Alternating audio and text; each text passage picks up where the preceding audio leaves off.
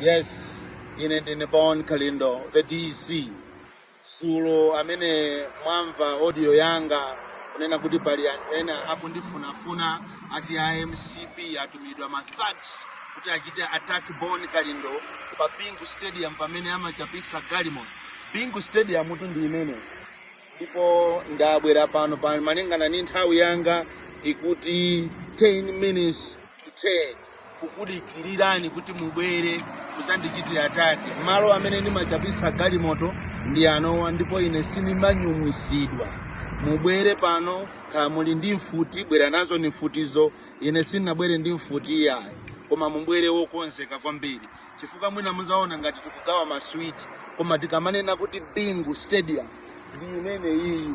Ndipo panopa pamene ndili pano ndi pamene ndimabwera nthawi zonse monga mmene mukundionera, ndiponso kawo shiwo ndi imeneyo galimoto chandimakuwuzani kuti ndikuyendera mukoza kusokoneza ngati visi ndi imeneyo.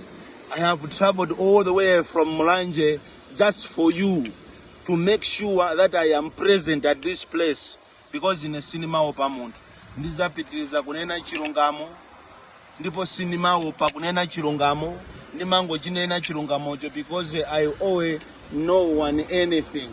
Ineyo ndimangodalira Amalawi